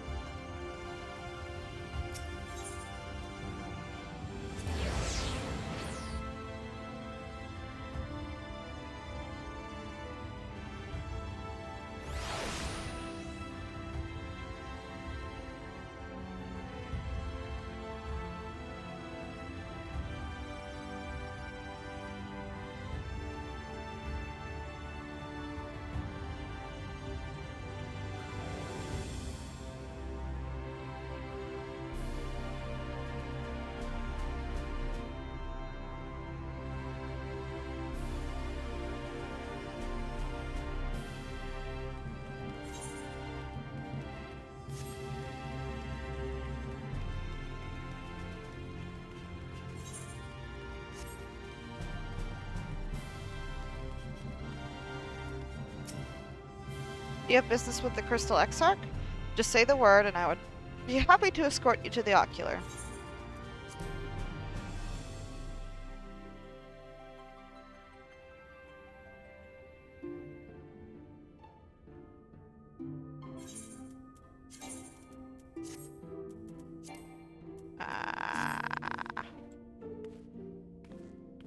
Fine. Nothing now? Welcome back, Somimi. You will have to share the tale of your journey once the two of you are suitably rested. Crystal Exarch? I see you are reunited with Alice, but I dare say you found little else to celebrate in Amarang. Alice? Thank you for seeking me out, Somimi. It meant a lot to have you there at my side. Look at Alphino. I'd say he's as eager to begin this discussion as I am. I say we lay our experiences before the Exarch and step back to see what kind of picture they make. Then we can decide where to go from here. Exarch? The Light Wardens. The Crystal Exarch welcomes you back to the Crystarium.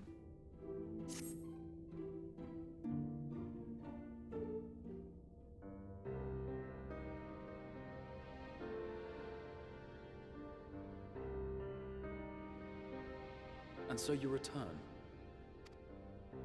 Have you gained a better understanding of the crisis now faced by the First?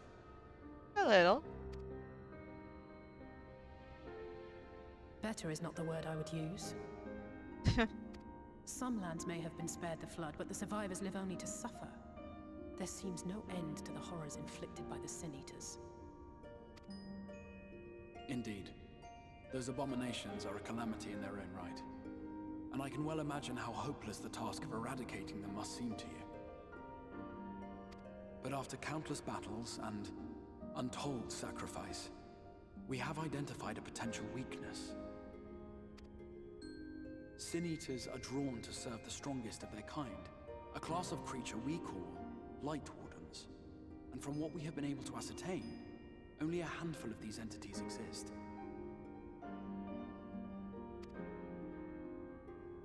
Light Ward. Just as an ant colony will perish in the absence of its queen, we believe that the death of a Light Warden will cause the lesser creatures within its sphere of influence to disperse. I have a feeling Yulmor might have something to say about any concerted action we take against these monsters. Vorthra's command over the Sin Eaters is integral to Yulmoran society. In seeming to guarantee his people's safety, it guarantees their obedience. He will not take kindly to us depriving him of such useful allies. Agreed. Thus we will need to occupy or otherwise divert his forces whilst we proceed with the business of eliminating the Wardens. Until we have done so, all other considerations must be set aside if we are to forestall the 8th Umbral Calamity.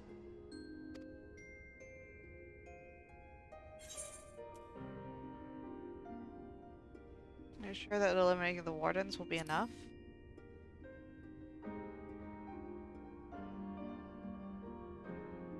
Your uncertainty is understandable, given the circumstances. Perhaps a more detailed explanation is in order. To begin at the beginning, then. Oh. Can see.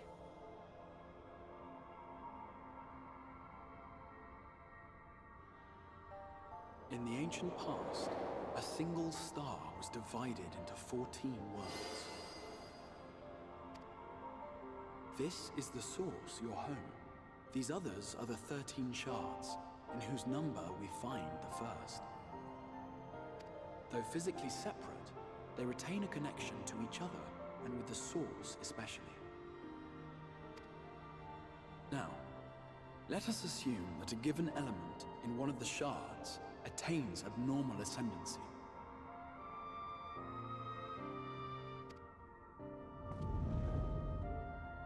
Just as water will flow from the highest point to the lowest, the excess energy will begin trickling into the source. Oh?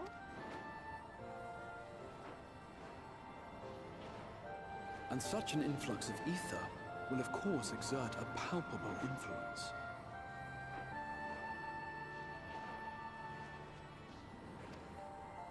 If the element in question were fire, then drought and wildfires might ensue.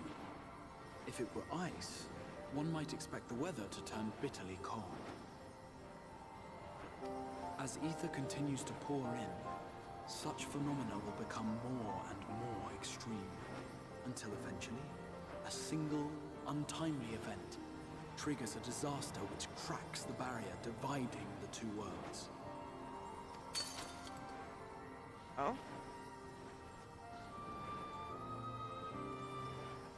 What was once a trickle now becomes a deluge, sweeping the shard along to be rejoined with the source. At the same time, the element which held sway in the shard is unleashed in full, its energies amplifying the original disaster to truly catastrophic proportions. An earthquake thus magnified might strike with enough force to shatter continents. A tidal wave might swell to a size capable of drowning entire nations. These devastating events are what we refer to as umbral calamities. 7 times has a calamity befallen the source. 7 times has a shard been absorbed.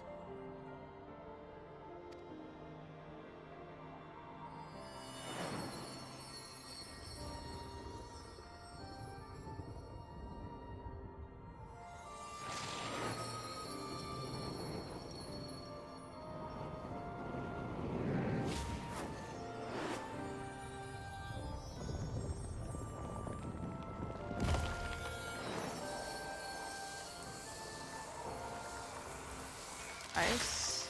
Yeah, that one's water. Then Bahamut.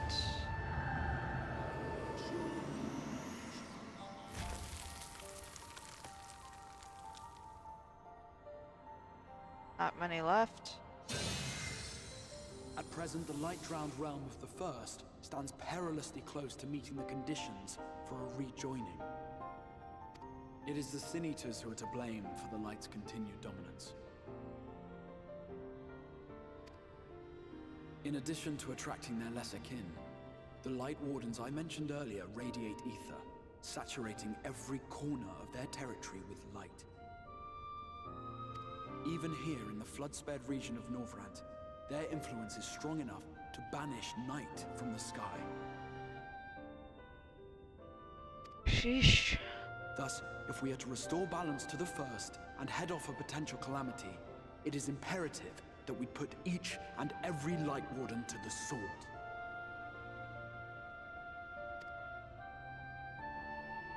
We've been doing our best to take the fight to the enemy ever since we first heard the Exarch's explanation. Though we have yet to claim any meaningful victories if truth be told. Apart from being confoundingly elusive, the Light Wardens possess a troublesome quality which compelled us to delay our plans until such time as you arrived.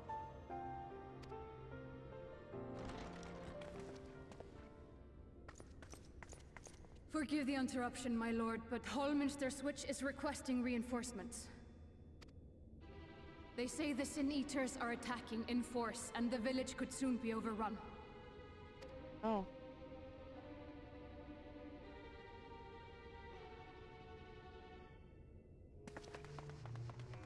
Alert the guard. We should be prepared in case the fighting reaches the Crystarium.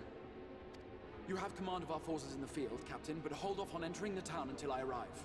That goes for Alphino and Alize as well. My lord.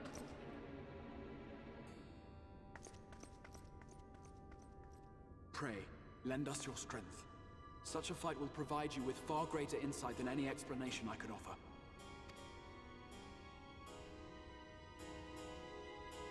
Fight, huh?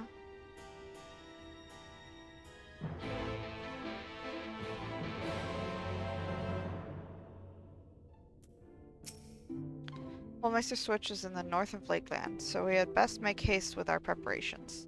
In fact, meet me outside the Crystarium at the crossroads northwest of the Ancestor Gate, and I shall lead you there myself.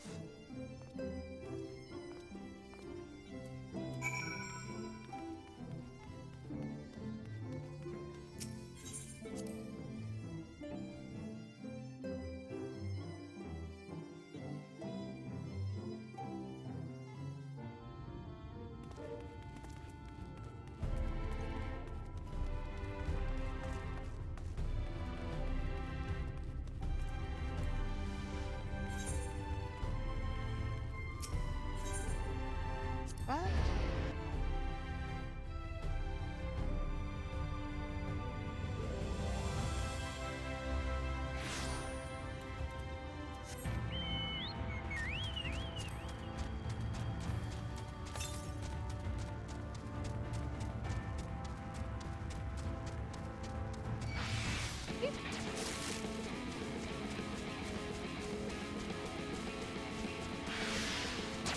Goodness.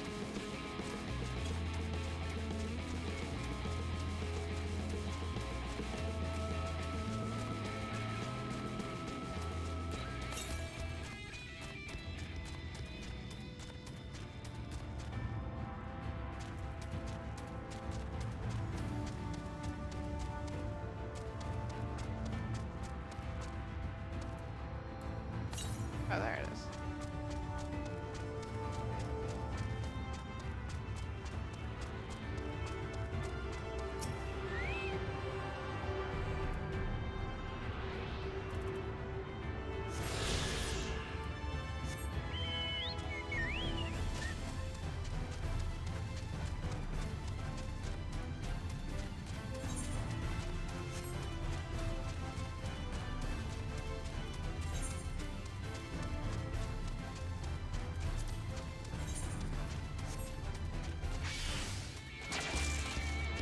The purple here.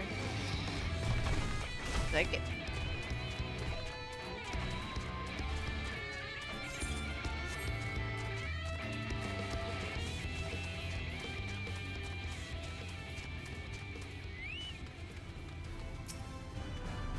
All set, if we follow this road north, we will arrive at the northern staging point. The village itself lies not far beyond. Quickly now.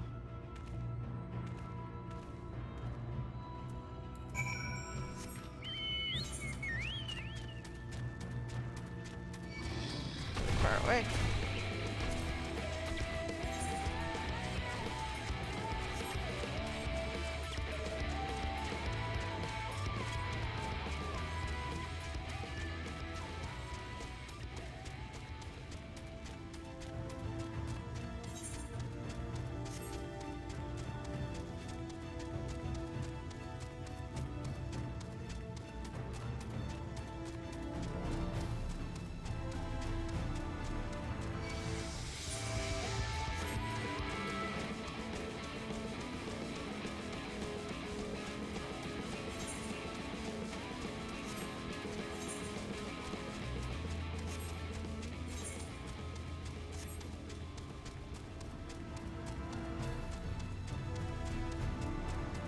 Withering.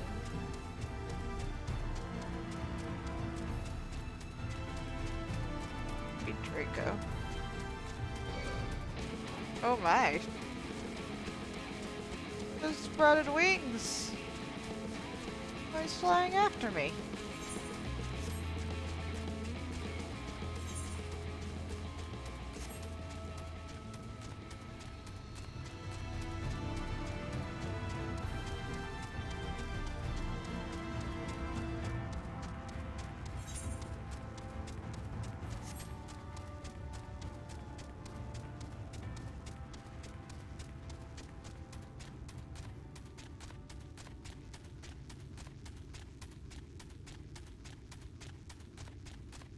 Oh yeah?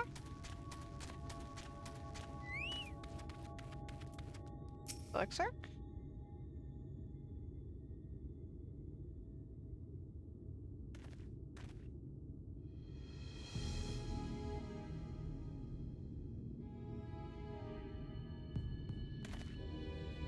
Holmeister Switch is past these gates and through the woods. 'Tis not exactly a near neighborhood to the Crystarium, but as we occupy the same region, we have built up something of a cooperative relationship.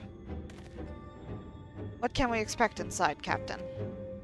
The town is beset by a swarm unlike any we have seen in recent years. We did our best to evacuate the villagers, but as many as half remain. Judging by the number of eaters present, we have good reason to believe that a light warden leads the attack. How convenient. Seems we'll have our chance to slay a warden sooner than we expected. One does not simply slay a warden. Has no one told you what happens if you defeat one of those fiends? They hold more light inside them than all of their underlings put together. It can be struck down, aye, but its essence won't dissipate like the weaker kind. Vile aether will billow outwards and envelop the nearest living being, a reckless young swordswoman perhaps, and turn her into a brand new warden. Oh. Well, you can leave that particular quandary to us. I must ask that the guards stand down and allow us to engage this leader of eaters alone. Concentrate on the survivors. We must save every life we can. But what if...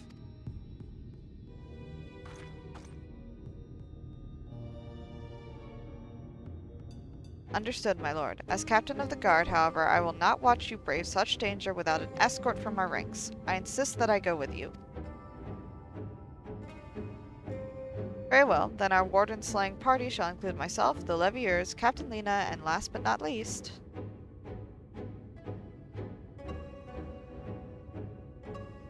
Let's go. A formidable group indeed. Into Holmeister we go. Once we reach the Light Warden, do not hold back. We strike to kill.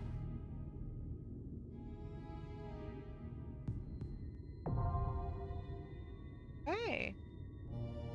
The dungeons encountered in Shadowbringers main scenario quest can be completed solo alongside a supporting party of NPCs. Ooh. To make use of this feature, simply speak with one of your NPC companions near the entrance to the instance. Select the option to form a party. When forming a party, you'll need to follow the same role restrictions imposed when using the Duty Finder. Alternatively, you can find party members via the Duty Finder as usual, and complete the instance with fellow players instead. Well, I think I'm gonna leave it there tonight, guys. I'm feeling pretty sleepy right now. I hope everyone was able to enjoy the stream. Very excited. Lots of interesting things going on with the lore here in Shadowbringers so far. Quite curious to see more. I should be streaming tomorrow. I think I will try once again to start like at 6 p.m. maybe earlier. I will post on my Twitter when I go live. Because I'd really like to be able to finish Shadowbringers before Endwalker, and we've only got like a week, less than a week left. So we'll see. Anyways, everyone have a good night, and I will see you tomorrow.